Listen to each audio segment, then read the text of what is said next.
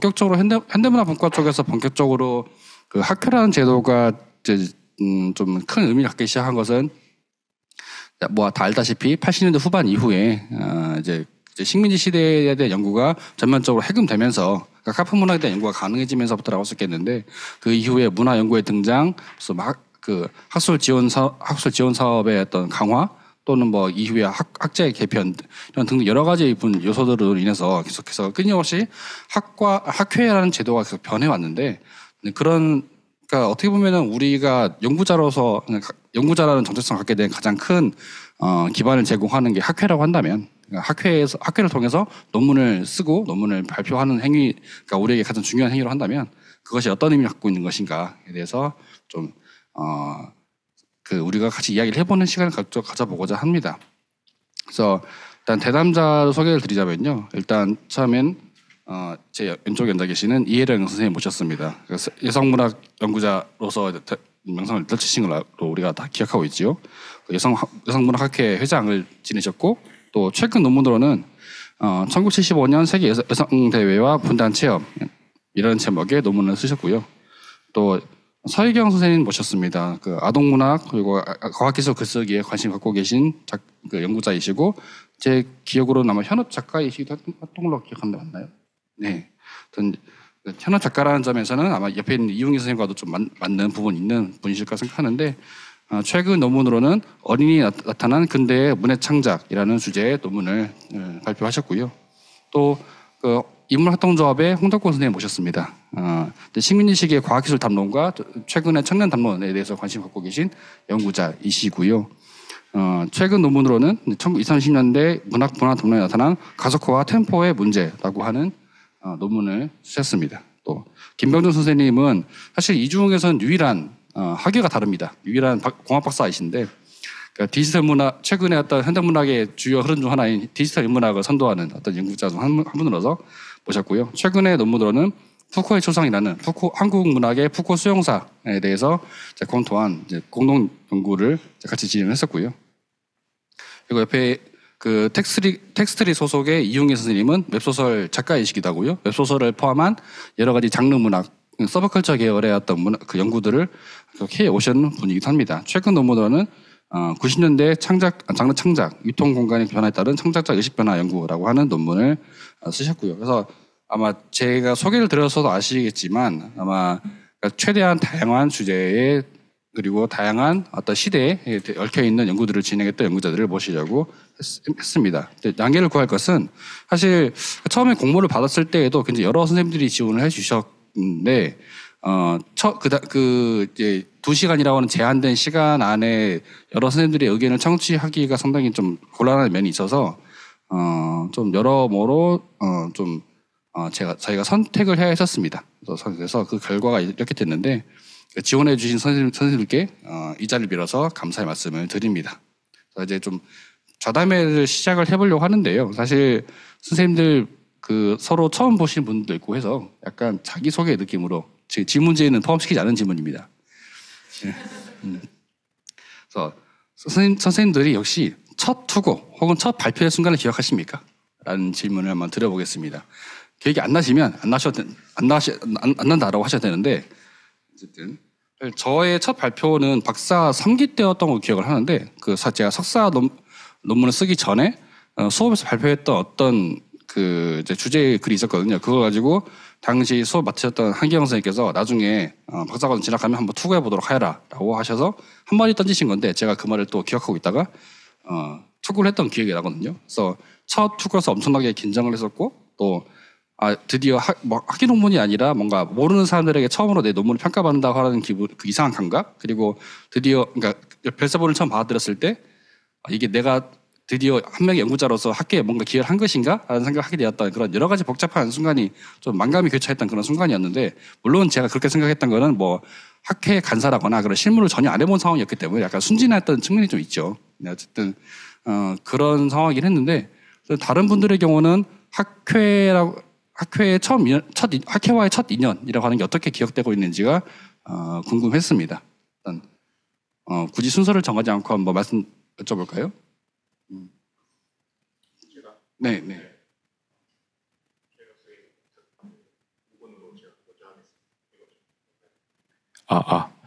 네. 제가 처음으로 학술지 이제 학회에서 발표하고 학술지 투고했던 곳은 이제 현대소설학회라는 곳이었습니다. 그래서 저는 석사 2학기 때로 기억을 하는데요. 뭐 비슷한 경험이었던 것 같아요. 그래서 내가 그 당시에 이제 대학원생 2학기 석사 2학기 차로서 처음으로 내 연구를 투고하고 발표한 다음에 그걸 이제 그 학회지에 바로 투고도 했는데 굉장히 떨리는 기분이긴 했고, 근데 생각보다 학회 갔을 때 생각보다 그렇게 사람들이 열심히 토론하지 않는다. 그리고 거기 안에서 그냥 발표만 듣고 그냥 조용히 가시는 분들도 많구나라는 생각도 하긴 했어서, 그래서 조금 아쉽기도 했지만 그래도 굉장히 기억에 남는 순간이었습니다. 네. 네, 혹시 홍덕구 선생님 한마디 해주시죠. 네. 사실 저는 좀 기억나는 게, 제가 이제 저도 석사 때였던 걸로 기억하는데, 저희 이제 BK 사업단에 제가 그 참여학생으로 소속돼 있었거든요. 그래서 첫 발표를 BK 학술대에서 했는데, 약간 그 BK 학술대 특유의 분위기를 아실 거예요. 그러니까 발표자는 엄청 많고 토론자는 한정돼 있어가지고 토론자 한 분이 2명, 3명 정도 맡아가지고 이렇게 해주시는 그런 분위기여가지고 약간 좀 뭔가 좀 이게 1+1 같은 느낌이다라는 느낌을 받았던 기억이 나고요. 네. 첫 투고는 저 같은 경우는 제가 박사 과정 때 연구소 조교를 했었는데, 그 연구소에서 발행한 학술지에 제가 석사 논문에 다 다루지 못했던 자료들을 이렇게 투고해서 게재가 됐던 그런 기억이 납니다. 네. 네, 그럼 서희경 선생님 바로 가능하실까요? 네, 안녕하세요. 저는 제가 문예창작학과를 나왔기 때문에 사실은 연구라는 것이 학과에서 별로 중요한 게 아니고 창작이 되게 중요시된 학교였어요. 그래서 학회를 들어야만 했습니다. 그 중에서도 저는 제 지도 교수님이 시 전공을 하신 분이기 때문에 제가 아동문학 연구자가 없는 상태에서 혼자 독학으로 선생님이 하지 말라는 걸 아동문학을 했기 때문에 정말 학회에 도움이 절실히 필요했습니다. 박사 수료를 하고 근대서지문학회에서 어린이 잡지 미발굴이 됐다라는 게 있어서 함께 공부하는 선생님들과 함께 목차 작업을 하면서 그때 춘천에서 어린이 잡지에 있는 시 연구를 했습니다. 그리고 나서 되게 맛있는 짜장면을 먹었던 기억이 납니다. 그래서 좋은 추억으로 남아 있습니다. 그 이용희 선생님은 제 기억으로는 그 문학학술지가 아니라 다른 데다 투고를 하셨던 걸 기억을 하는데, 약간 그 선택의 원인도 궁금하기도 하고. 근데 일단 가볍게 한번 들어볼까요? 네, 소개받은 이용입니다. 제가 첫 투고를 하고 발표를 했던 곳이 어디였냐면 그 한국전자출판학회라는 곳이었어요. 거기에서 제가 이제 석사 수료하고 논문을 쓰기 전에 투고를 청탁을 받았거든요. 평소에 출판 쪽에서 일하시던 이제 은사님 중에 한 분이 이번 학회 주제가 웹소설이라고 한다. 그러니까 한번 투고를 해봐라라고 청탁이 왔고 투고를 했는데, 그 자리가 어떤 자리였냐면 그 카카오 페이지라고 하는 대규모 플랫폼이 기다리면 무료라고 해가지고 최근에 그 도서정가제랑 아주 정치적으로 맞물려 있는 정책이 있는데, 그걸 이제 문피아라고 하는 플랫폼에서 공격하기 위해서 담론과 아젠다를 설정하기 위해 만들어 놓은 기획학회였거든요. 그래가지고 제 발표는 아무도 관심이 없고 모든 출판사 대표분들과 각종 플랫폼의 전문가분들이 싸우는 장면을 구경하고, 그게 끝나자 이제 60개 정도의 출판사들이 연대 성명을 내고 그러는 걸 보면서 그게 현장이 분들이 학회랑 이런 식으로 연결이 되는가라는 걸 좀 그 파릇파릇한 석사 때 느꼈던 경험이 있습니다. 마지막으로 선생님께 한번 여쭤보겠는데요. 저는 너무 오래돼서 그게 맞는지 이게 맞는지 지금 확인하기가 어려운데, 그래도 제가 이런 것이 이제 학계라는 것이구나라고 하는 것들을 이제 느낀 거는, 저도 그때 아마 이제 지도 교수께서 현대소설학계에 뭔가 이사를 맡고 계셨고, 그때 이제 그 학회에서 그 발표해보라 그래갖고 박사 졸업하고 나서 아마였었던 것 같아요. 아니면 그 사이였나? 근데 그때 이제 학회에 나가서 이제 발표도 하고, 네, 저는 뭐 그 학술회의의 장면이나 그런 게 크게 인상적이진 않았는데, 이제 나중에 투고를 하고 논문을 실을 내니까 돈을 내라고 했을 때 현타가 왔습니다. 저는 원래 꿈이 소설가로서, 소설가는 당연히 돈을 받고 소설을 실는 건데 이거는 내가 돈을 내고 실어야 하는구나 라는 것을 해득하기까지, 왜 돈을 내고 실어야 하는가를 해득하기까지 꽤 오랜 시간이 걸렸던 것 같습니다. 여기까지만 얘기하겠습니다. 네. 그래서 일단 각 선생님들께서 이제 소속감을 느끼시는 학회가 있는가 에 대해서 좀 얘기를 해보고 싶습니다. 물론 여러 선생님들이 무슨 뭐 학회에서 일도 하시고 뭐 그렇게 해서 이제 뭐 이런저런 학회 사상을 깊게 알고 있는 학회들이 있으시겠지만은 이제 그러니까 그런 학회들 중에서 뭔가 특별하게 애착을 갖게 된 학회가 있는가, 또 있다면 왜 어떻게 그런 것이 가능했는가, 그리고 이제 그리고 현재 소속 표기된 곳은 사실은 특정 학회를 고르진 않고 다 이제 다른 기관들 선택하셨는데, 물론 그게 특별한 이유가 없다라고 말씀해 주시는 분도 있긴 있었습니다만은, 어쨌든 그런 선택하게 된 배경은 또 뭘까 같은 것들에 대해서 좀 같이 이야기를 나눠봤으면 좋겠습니다. 그래서 일단 사실 방금 이혜령 선생님께서 그렇게 기억이 안 난다라고 하시긴 했지만, 그러니까 90년대 2000년대 초반에 어떤 학회 창설 당시의 상황을 어떤 감각으로 기억하시는지. 저는 약간 의외였던 게, 제가 찾아봤을 때에는 선생님의 첫 투고 논문이 상호학보였거든요. 근데 다른 학회가 이름이 먼저 나오셔서 그럼 그 전부터 뭐가 있었나? 라고 생각하게 돼서, 아마 상학회는 돈을 안 받았던 모양이거든요. 제가 이렇게 그거는 나름 할 얘기가 있기 때문에 이런 얘기를 한 것입니다. 학회에는 왜 돈을 내고 투고해요? 하고 돈을 게재할 때 왜 돈을 내야 하는가? 이것을 이해하는 것이 학회란 무엇인가와 관련해서 좀 중요한 포인트인 것 같고요. 그 다음에 저는 내가 어떤 학회에 가장 큰 소속감을 갖고 있는가라고 한다면은, 저는 사실 제 논문이 가장 많이 실린 게 상어학부입니다.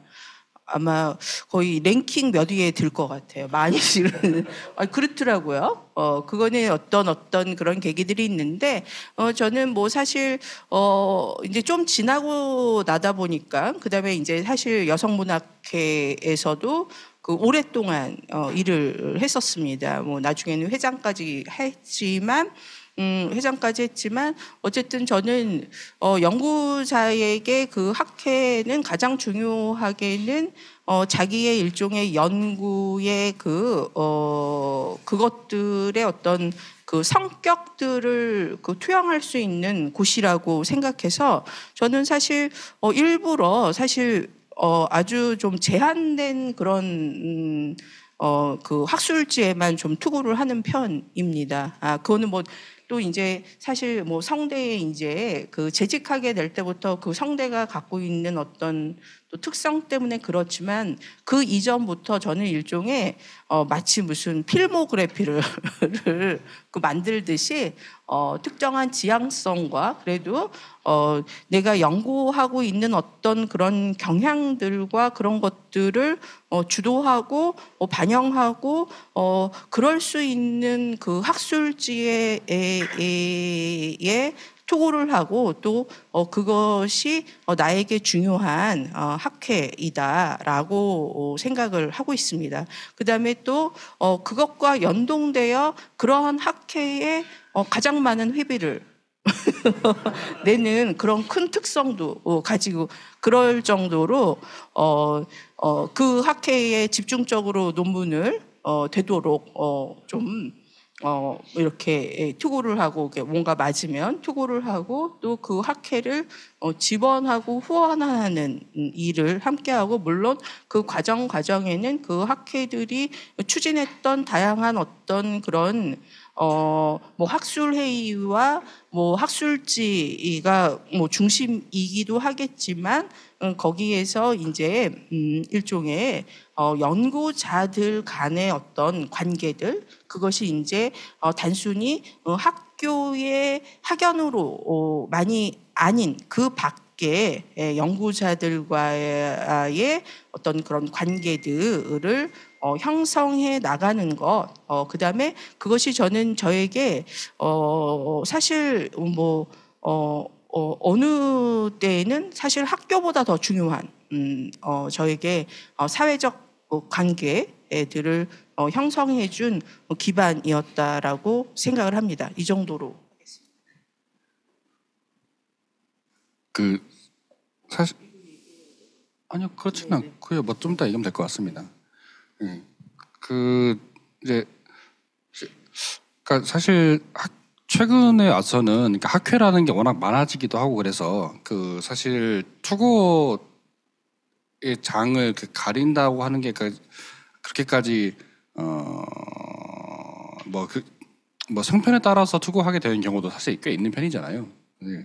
약간 그 뭐랄까 본인이 투고해야 될 지면을 의식적으로 제한한다고 하는 건 굉장히 생경한 감각이기도 한데 혹시 그런 말씀과 관련해서 다른 선생님들은 같이 다른 더 하실 말씀 있을까요?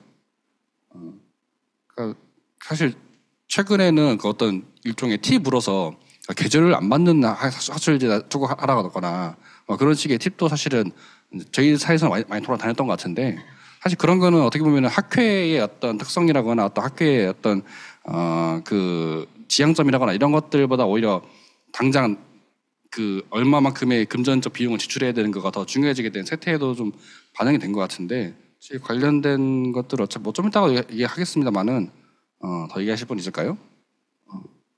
네, 저도 이혜령 선생님 말씀하신 게 너무 공감이 가는 게 물론 저는 아직 이혜령 선생님의 반의 반도 이게 논평수가 없습니다만 경험적으로 느끼게 되는 게 있는 것 같아요. 그러니까 저 같은 경우도 주제가 문학연구와 문화연구와 과학기술학 쪽에 약간 격을 펼쳐 있다 보니까 같은 주제인데 어떤 학회 투고하면 이건 100% 떨어진다. 아니면 어떤 학회 투고하면은 이거는 그래도 심사위원들을 구석을 좀 이렇게 배려해준다는 게 뭐 특혜를 준다는 게 아니라 어쨌든 그런 융복합적인 주제들을 잘 이해해줄 수 있는 분들을 섭외를 해준다. 그런 경험치가 좀 쌓이는 것 같더라고요. 그래서 저 같은 경우는 그 소속감이라는 게 어떤 내가 투고했을 때 최소한 내 논문을 제대로 읽지도 않고 뭔가 반려를 때리는 그런 심사평을 안 받겠구나라고 느끼는 학회들이 저도 몇 개가 있고 그래서 거기다 좀 이렇게 집중적으로 투고를 하게 되는 것 같습니다. 네.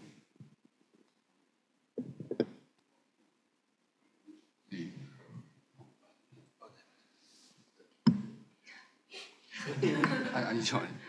그 사실 학회들에 따라서는 그러니까 단순히 그러니까 뭔가 그러니까 학술 대회와 그러니까 학술지 출판만이 아니라 다른 이런저런 그 공동체 사업들을 진행한 학회들도 있었잖아요.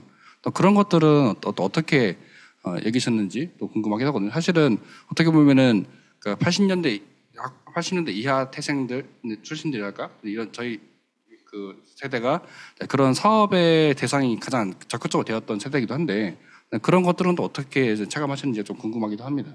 사실 그런 것들을 직접 만드시겠던 분들도 할 텐데요. 두 선생님들께서는 혹시 어떻게 기억하시는지. 그 연구기금 같은 걸 말씀하시는 건가요? 그러니까 뭐 공동사업을 따내고 무슨 뭐 세미나를 뭐 만들어준다거나, 네. 그러니까 뭐 그런 연구 모임 만들어준다거나, 하여튼 뭐 그런 공간을 만들어준다거나, 하여튼 여러 가지 학교마다 좀 차이가 있습니다만 여러 가지 그런 사업들을 시도했던 학교들이 있었잖아요. 그런 네. 것들은 그 학회에 애정을 느끼게 되는데 실제로 어느 정도 기여하게 되는가의 문제. 네. 아무래도 제가 그러니까 저는 이제 독립연구자라고 표현한 이유가 오늘 긍정성과 부정성 둘 다 얘기를 할 때 혹시 학회에 해코지를 가하는 그럴까봐 독립연구자라고 표현을 했는데 사실 소속감을 느끼는 학회가 있습니다. 방정환 연구소라고 해가지고 처음에 초창기로 이제 참여를 했었는데 그냥 아무것도 없는 것에서 만든 학회여서 지금 이제 올해 등재지까지 되었던 학회였어요. 그런데 이제 그걸 참여하면서 선생님들끼리 이제 학위를 받았던 선생님들 일부 선생님들이 이제 여러 가지 기획서를 짜서 도서관에 있는 국어청에 있는 그 모든 아동문학의 자료를 다 조사를 해서 한 사업을 했었고, 그 다음에 또 어린이 총목차집을 만들었고, 이런 것들을 저희가 하면서 그러면서 연구거리가 생기고 더 끈끈한 연대의식이 생기고, 또 아동문학은 우리나라에서 아동문학이라는 게 사실 일반 연구자들은 아동문학이 과연 연구할 가치가 있는가라는 부정적인 시각이 되게 많은데, 그렇지 않고 상당히 근대 시기에 아동문학이 꽃을 많이 피웠구나라는 것을 알게 되었던 그런 게 있었어요. 책을 다 조사를 했었거든요. 그래서 그런 활동을 하면서 연구라는 것이 이렇게 직접 현장에서 발품을 팔아가면서 하는 것이구나라는 걸 느꼈고, 그러면서 더 소속감을 느끼게 되고 뿌듯했던 것 같습니다. 네. 그러니까 무슨 어떤 하나의 공통된 의제에 따른 공동 연구 사업이라고 할까? 그런 것들이 학회 구성원으로서의 어떤 결속감이라거나 소속감 혹은 애정, 또 연구자로서의 어떤 자부심 이런 것들이 근원이 된다는 말씀으로 이해하면 될까요? 네네. 그렇다면 이어서 그 이용희 선생님이나 김병준 선생님의 경우는 어떨까요? 사실은 이제 두 분께서는 사실은 그러니까 방금 서혜경 선생님 말씀하셨지만은 그러니까 그 전통적으로 연구를 해오던 그런 분야에서 활동하시는 분들은 아니잖아요. 사실 하지만 현재 현대문학과 관련된 논문들을 계속 생산하고 계시고, 또 그런 것들이 본인의 어떤 정체성이라거나 어떤 소속감이라거나 이런 것들이 어떤 영향을 미치게 되는가, 또 제가 좀 궁금하게 했습니다. 네, 저는 이 질문지 받고 고민을 많이 했는데 소속감을 가질 수 없는 구조거든요.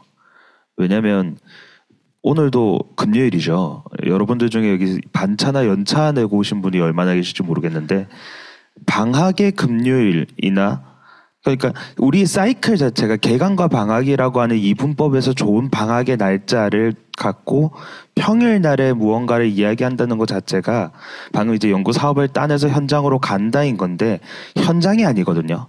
현장이 되는 게 아니라 현장으로 가기만 하는 구조고, 어디까지나 대학이라는 공간에서 결국은 열심히 해서 교수를 양산하거나 아니면 교수를 유지하기 위한 그런 제도적인 공간이 학회일 뿐, 사실 현장에 있는 사람은 여기로 올 수 없죠. 수많은 학회들에 대한 공지들을 저도 받고 있는데, 평일날 수요일 10시부터 6시 이거 연차를 써야 되네, 이런 식이 돼버리니까 어떨까.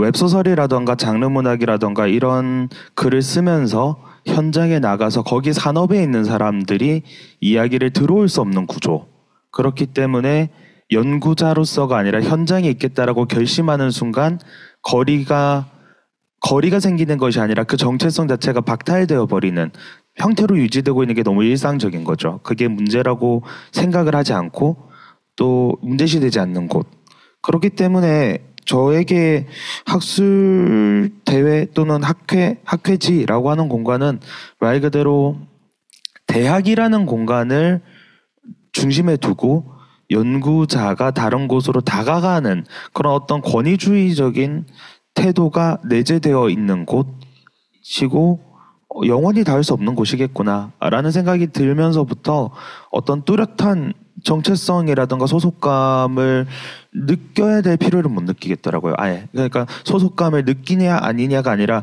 꼭 느껴야 되나? 저걸 느끼려고 하는 것 자체가 일종의 인정투쟁 아닐까라고 끝쳐버리는 그런 공간인 것 같습니다.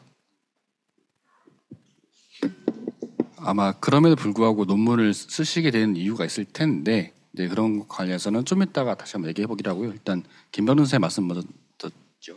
네네.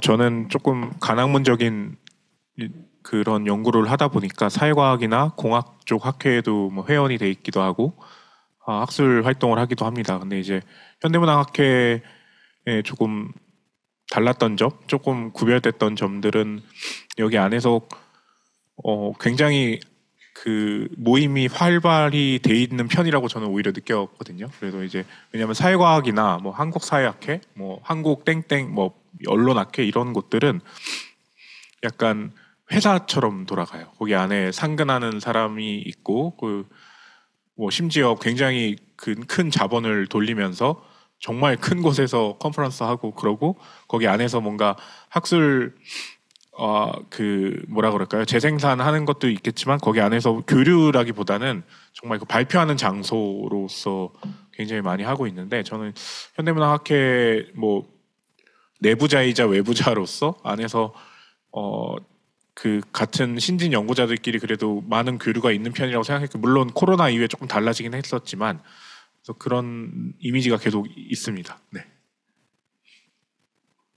사실 최근에 학회들이 다 공유하고 있는 고민거리랄까요? 문제라기보다는 고민거리가 그러니까 어떻게 하면은 그 사람들이 본인 자신들의 학회에 더 관심을 갖고 또 애정을 갖게 할 것인가의 문제잖아요. 그래서 되게 야심 있는 학회들은 방금 말씀드렸습니다만은 그러니까 소위 말하는 젊은 친구들을 이제 학회에 관심 갖게 하기 위한 여러 가지 사업들을 하게 되는데, 그러니까 소위 그래서 이게 이제 그 흔히 말하는 학문 후속 세대에 관련된 그런 사업들을 하게 된단 말이죠. 그러니까 학술 대회 때 관련 세션을 편성한다거나 아니면 특집을 이제 구성한다거나 그런 식의 사업들을 하게 되는데, 근데 제가 한편으로 좀 놀랐던 것 중 하나가 개인적인 경험이지만, 그러니까 어디다가 제가 무슨 논문을 투고하면서 그러니까 학문 후속 세대에 대한 얘기를 했었어요. 어떤 맥락이었는지 지금 잘 기억이 안 나는데, 그때 심사평에 이제 어떤 선생님께서 이런 학문 후속 세대라는 표현은 그냥 행정적인 용어고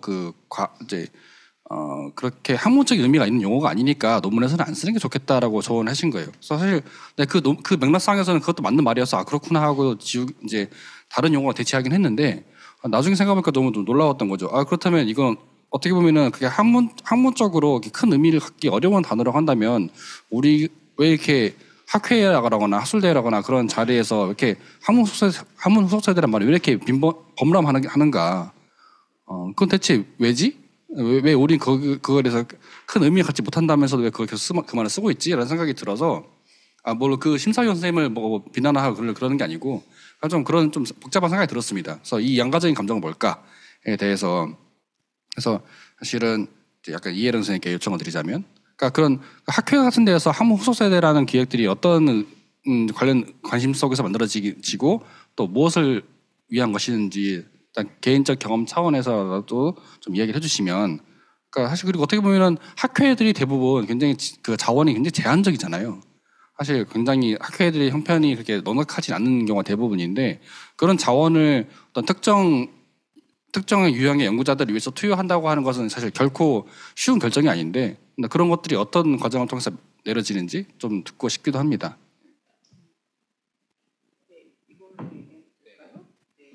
네. 이거는 굉장히 복잡한 맥락이 있는 것 같습니다. 그러니까 제가 저의 그 머릿속에 언제부터 이런 학문 후속 세대라고 하는 말이 범용어가 되었나라고 생각하면 저는 뭐 BK 21의 시작 2000년대 넘어선 거였고, 근데 이렇게 그 대학원에 관련된 어떤 양성 프로그램이 있어야 된다라고 하는 어떤 그런 판단들은 예전에 뭐 한 대학에서 한 대학 학부를 나오고 그 대학원을 진학하고 라고 하는 이러한 맥락들이 흔들렸다라고 하는 것에 저는 징조인 것 같습니다. 그러니까 사실 대학원에서 석사, 박사를 하는 것들이 이렇게 뭐랄까 그 의미들이 퇴적해서 이것이 더 근본적인 어떤 그런 제도적인 어떤 뒷받침이나 이런 게 없고서는 그 사회적인 그런 지향들 자체가 특히 이 인문학을 연구한다라는 것에 큰 가치를 두고 있지 않을 때 그러면 이것을 어떻게 이 집단 이 인문학을 연구하고 그다음에 그 인문학을 연구하는 것 중에서 특히 이제 한국학은 그나마 그래도 조금 이렇게 연구자들이 계속 배출되는데도 불구하고 어떻게 보면은 일종의 이 학술계의 학계의 사회적 재생산이라고 할까요? 그런 것들이 문제에 봉착했다. 그것이 예전과 다르다라고 하는 것들이 감지되었을 때가 그런 것 같습니다. 그래서 사실 오랫동안 학회의 일을 누가 담당해 왔는가를 세대적으로 구분하자면은 아마 제가 보기에는 제 세대랑 저보다 조금 윗세대가 오랫동안 학회의 일을 좀 담당해왔고 그 다음에는 사실 일할 사람이 없다라고 하는 것들이 좀 공고연하게 2000년대 후반 접어들면서 이야기되었던 것으로 저는 기억을 합니다. 그리고 그렇기 때문에 사실 젊은 연구자들, 저는 학문 후속 세대라기보다 어쨌든 어떤 사회든 골고른 세대들이 다 이렇게 존재해야지 그곳이 갖는 그런 의미들이 있다라고 하면은 이 세대의 재생산, 연구하는 그 집단의 그 재생산에 있어서 특별한 어떤 노력을 기울여야 할 때이다라고 하는 것에 대한 그런 판단이 저는 암묵적으로 있었다라고 생각을 합니다. 그다음에 또 하나는 이 학회가 아무리 개방적인 곳이라고 하도 이미 학위를 요구한다는 점에서 석사 학위 이상의 가입자를 요구하고 그다음에 또 뭔가 뭐 이사나 뭐 이런 거를 그 임원들은 또 대부분 암묵적으로 또 박사 이상일 것을 또 요구하는 이게 어떻게 보면 학위에 의한 위계화가 이미 이루어진 그런 집단들 그다음에 또 누가 어떤 논문을 썼느냐 그다음에 얼마나 활발한 연구를 하고 있느냐 이런 평판이 있는 그런 사회들 이 평판과 인정이 분명한 사회들 속에서 사실 뉴커머가 자연스럽게 와서 자연스럽다라는 표현 그렇지만 사실 문턱이 사실 있습니다. 근데 이 문턱을 의식하는 것은 뉴커머일 때만 의식하게 되는 것이죠. 사실. 그래서 이거를 의도적으로 낮추려고 하는 이 문턱을 의도적으로 그거 하게 하는 그런 노력들이 좀 필요하다라고 하는 그런 게 좀 요구되고요. 그리고 또 이제 또 이렇게 복잡한 학회의 가입 절차들이 사실 예전에는 더 많았습니다. 예를 들어서 뭐 추천인 3명 그럼 내가 추천인을 그래서 제가 뭐 민족문학사 연구 추천인 3명을 요구했습니다. 그래서 제가 그 추천인 3명이 그때 누구였는지 아마 뭐 이승희 선생님, 뭐 박건호 선생님 막 그랬었던 것 같은데, 근데 그러면 그 추천인은 자기의 학교의 선배일 경우가 많아요. 그럼 그 선배들이 많은 그런 추천인이 없을 경우에는 그 학회에는 사실 들어가기 힘든 곳이 학연으로 이렇게 엮여지게 돼 있는 거죠. 이제 그런 것들이 조금 차츰 완화됐다라고는 하지만 아직도 그런 형식적 요건, 형식적일 뿐인데 라고 하는 그런 요건들이 사실 여기에 이제 자신도 한번 논문도 투고해보고 근데 요즘에 이제 논문 투고들 속에서 그것이 그냥 아주 돈을 내고 뭐 이러면 아주 자동화하게 되었지만 그렇지 않은 기회에 이 학회에 이렇게 한다는 것들의 문턱이 사실상 이러저러한 그런 관계 속에서 존재한다는 것이죠. 근데 저는 이거를 조금 더 획기적으로 낮춰야 될 필요가 있고 사실 아까 이 회의를 시작하기 전에 이제 아니 왜 이런 좋은 기회에 여기에 참여하는 학회들이 여기에 참석하고 이 기간에 이 시즌에 학회에 가입하려고 하는 사람을 가입비 없이 등록하게 해주지 그랬냐? 그랬더니 미처 그런 생각을 못 하셨다라고 하길래, 제가 그런 것들을 좀 제안해 봅니다. 이 시즌은 굉장히 제가 무슨 사정이 있어서 어제는 못 나와봤는데 굉장히 상황을 이루었고, 저도 사진을 보내줘서 봤는데, 모르는 얼굴이에요, 대부분. 근데 그거는 이렇게 누구나 올 수 있는 자리들이 필요했구나. 그런데 그 분들을 그렇게 했을 때 그러면 이럴 때에 장사를 해야 되는데 이럴 때 가입을 유도하고 그러면은 가입비를 면제해주고 뭐 추천인이 필요하면 추천인도 면제해주는 그런 식의 어떤 이벤트 같은 것들을 함께 열었으면 어땠을까. 그러고 보니까 이메일 하나도 안 받아 놓는 이 조직화에 있어서 여전히 별로 이렇게 머리가 돌아가지 않는 사태에 있다는 걸 제가 하나 지적하고 이 정도에서 마치고요. 그다음에 이제 학문후석대와 가장 중요한 것은 나중에도 저에 대한 질문이 있겠는데 사실 굉장히 학회의 데일리한 업무들을 우리가 수료하거나 박사과정에 있거나 있는 그런 간사들이 하고 있다라고 하는 그 면에서도 조금 살펴볼 필요가 있겠고 이거는 나중에도 또 화제가 있는 것 같으니까 그때 얘기 드리도록 하겠습니다. 사실 추천제로 하는 건 저는 사실 그 문해지에서 그 문인 추천제 이런 거나 생각했었지 학회에 추천제가 있다는 건 정말 상상도 못했는데요. 약간 지금은 말씀하신 대로 사실 잼스에 들어가서 가입 신청하면 다 자동으로 진행되는 시대라서 약간 생각 못 하고 있었는데 그러니까 약간 학회의 문턱을 지속적으로 낮추기 위한 시도 중 하나로서 학문후속세대 관련된 기획이 만들어지고 있었던 것이군요.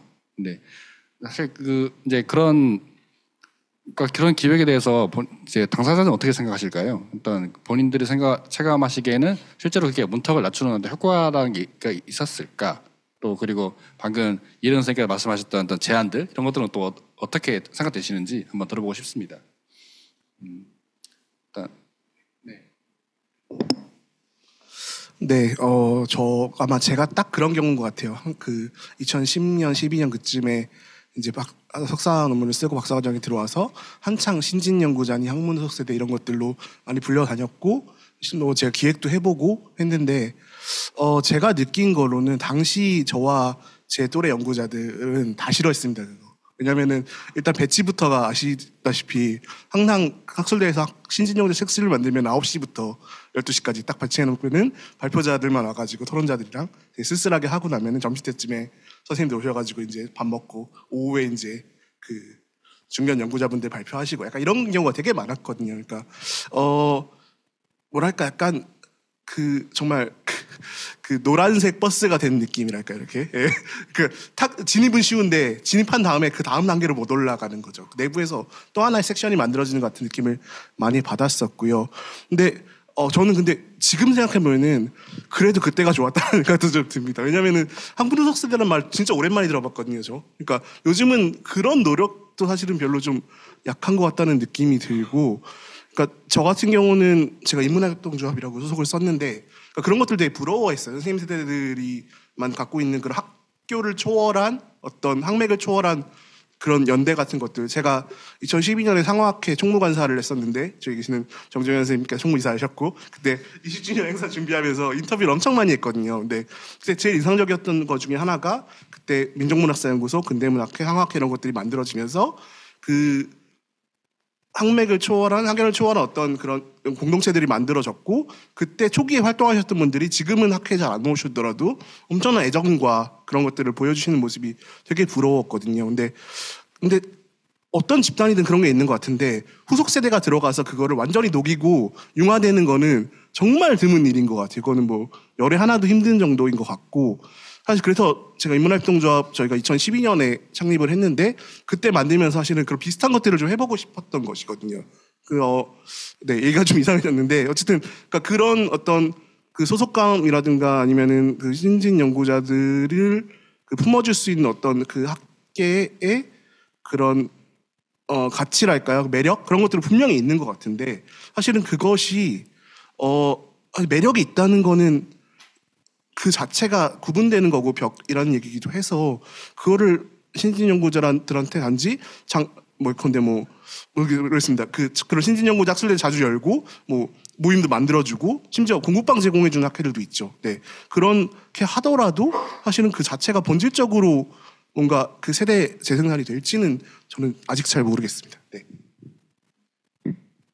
그러니까 사실 저도 그왜 그러니까 신진 연구자들을 모아놓는 그런 기획들이 왜 만들어진가를 잠깐 이해를 못하고 있다가 그 이야기 됐던 게 선생님들 사이에서는 뭐 10년 이상 된 세미나가 또 있다는 걸 알게 된 다음부터였거든요. 그러니까 되게 놀랐어요. 저희는 그러니까 세미나가 무슨 잡지 같은 거 아주 긴 걸 본다 하더라도 2, 3년 이상은 지속되는 세미나가 거의 없었던 것 같은데 물론 제 인간관계 문제일 수 있겠습니다만은 어쨌든 그런데 선생님들 사이에서는 10년, 15년, 20년 막 이렇게 가는 세미나가 있다는 거 듣고 좀 되게 놀랐는데 그래서 이 감각 때문에 아마 본인들처럼 아마 그런 긴 네트워크가 가능한 그런 걸 만들어보라고 권해주신 차원에서 하겠구나라는 걸 좀 이야기는 했는데 근데 아쉽게도 홍덕구 선생님 말씀처럼 그게 늘 성공하지만은 않는 것 같은 거죠. 그게 굉장히 귀한 경험이었구나라는 걸 좀 깨닫게 되는데 사실 이제 서희경 선생님께서 말씀하셨듯이 오히려 저희 쪽에서는 차라리 하나의 어떤 일관된 주제에 따른 어떤 연구 그러니까 공동체가 돼서 으쌰으쌰 하는 거 이게 오히려 더 크게 와닿지 않나라는 생각도 들긴 하거든요. 서희경 선생님 어떻게 들으셨는지 한번. 네. 근데 10년 동안 이제 어린이 잡지를 읽으면서 도움이 많이 됐긴 했어요. 그래서 되게 긍정적이면서 그걸로 이제 박사 논문도 쓰기도 했고 했는데 학문 후속 세대로서 제가 느낀 점은 지금 참여하고 있는 곳 말고도 다른 학회를 들었는데 갈 때마다 이렇게 되게 반겨주세요. 일을 시키려고 하시는 거죠. 그래서 사실은 숨어 안 가게 됐어요. 그리고 제 친구들도 어린 친구들은 다 학을 떼고 도망갔어요. 왜냐하면 사실 학문 후속 세대의 장점은 우리가 연구를 할 때 선행 연구자의 연구를 존중해야 하는 것은 사실이지만 젊은 감각과 또 엉뚱하고 이런 발칙한 상상력으로 또 이렇게 뭔가를 문제 제기를 하는데 또 전공이 아동문학이다 보니까 또 사랑과 존중의 정신이 더 강화되잖아요. 그러다 보니까 약간 중진 연구자 분들이나 되게 유명하신 교수님이나 감히 뭔가 오류를 잡아냈을 때 그거를 어떻게 말할 수 있겠어요. 그런데 그냥 아무 생각 없는 상태에서의 손님들은 할 수 있단 말이죠. 어리니까 봐주는 것도 있고. 그래서 저는 그게 되게 긍정적인 역할을 한다라고 생각하는데 그렇게 하고 나서 분위기가 싸해지고 약간 다시는 발을 못 붙이게 되는 그런 형성도 되기 때문에 이게 되게 오히려 좋은 역할을 하면서도 고인물을 밝게 하는 긍정적인 요소도 있는데 그게 되게 안타깝다라는 생각이 들었고 어쨌든 학문 후속 세대는 지금 MZ세대가 돼야 되는데 저도 사실 82년생이라서 40대거든요. 저도 늙은 편인데 늦게 아동문학 박사학위를 따니까 이제 학문 후속 세대인데 사실 MZ세대가 없어요. 이젠 학문 후속 세대한테 돈을 줘야 합니다. 돈을 주고 모셔야 돼요. 왜냐하면 학회라는 것은 지속성이 연구가 돼야 되는데 제가 이런 고민을 한 적이 있습니다. 나이 드신 연구자분들이 세상을 다 떠나실 때 학회가 지속될 수 있을까? 그렇기 때문에 어린 연구자들한테는 절대적인 지원을 해줘야 한다고 생각합니다. 이용균 선생님 이 말씀 어떻게 들으셨나요? 그러니까 사실 이용균 선생님은 비평 공동체에 소속되어 계시도 하고 또 회사에 소속되어 계시도 하잖아요. 그래서 아마 연차를 내고 오셨다고 하는 게 아마 본인 재직 중인 회사 때문에 그러신 것 같은데 그런 회사의 운영 문화와는 또 어떻게 다른가 같은 것도 한번 들어보고 싶기도 한데요. 네, 제가 도망간 학문 후속 세대입니다. 일을 시키려고 하길래 회사로 갔습니다. 네, 사실 정확하게 얘기하면 저는 학문 후속 세대의 어떤 담론들이 끝난 이후에 이제 학계에서 열심히 좀 활동하던 때라서 인문학 협동조합의 수혜도 되게 많이 받았고 학교도 뭐 BK 사업에 뭐 어쩌고저쩌고 얘기하는데 그게 다 제 위의 선배들이었거든요. 그래서 저는 사실 이 담론을 잘 모르고 이미 그것들이 끝나 있기 때문에 거의 폐허가 되어 있는 잔재들만 보고 있었던 사람인데 덕분에 지금 질문하는 어떤 얘기들을 들으면서 느꼈던 건 그때 어떤 감각들, 선배분들이 간사에 가면 착취당한다, 그러니까 도망가라라고 하면서 그 전설이 넘어오던, 그렇기 때문에 제 또래에서는 생각해보면 간사라는 사람이 한 명도 없거든요. 저랑 같이 제가 대학원 동기가 11명이 들어갔는데 11명 중에서 그 학회나 간사 경험이 있었던 친구가 제가 기억하기로 2명인가 밖에 없고, 나머지 9명은 그런 경험 없이 석사를 끝내고 코스웍들을 계속 진행하거나 지금 박사까지 가서 이제야 겨우 현장에 나오고 있는, 그렇기 때문에 저에게는 꽤 낯설고, 대신 저는 저 같은 사람들을 어떻게든 이용해 먹으려는 학회들을 많이 만났죠. 예를 들면은 저는 이제 장르 문학도 있지만 웹소설을 쓰고 읽고 연구하고 있다 보니까 말씀하셨던 젊은 기획을 만들 때 대부분의 많은 학회가 연락을 해주세요. 그러면은 연락 때문에 아침 또 말씀하셨던 9시 때 열심히 가가지고 라운드 테이블 1, 2 정도에서 발표하고, 그러면은 제 토론자들은 늘 그 학회에 가장 주류가 되어 있는 대학교 출신의 토론자분들이 보통 배치가 되시는데, 저랑 뭐 한 2-3명 묶어가지고 한 분이서 토론하시고, 그 다음에는 제 논문이 발표됐으니까 투고를 해야 되는데 학회비를 내래요. 그리고 또 심사료를 내야 되고 투고료를 내서, 그래서 이제 심사를 냈더니 그 이후에는 그 학회에서 저를 안 불러주죠. 왜냐하면은 그렇게 사람들이 여러 불러가지고 주제를 가져갔고 토론자를 배치해서 이야기를 들었으니까 그것에 대해서 우리가 할 수 있겠다라고 판단이 되면은 자기들의 연구와 자기들의 세미나가 생기지 저희들은 다시 배제되는 그런 굴레를 꽤 많이 겪었어요. 한 3-4번 정도 겪었던 것 같아요. 그래서 그 이후에는 뭐 그냥 여러 번 불러주는 곳들만 가게 되고 새로 부르는 곳들에 대한 이야기들을 잘 안 듣게 되는데,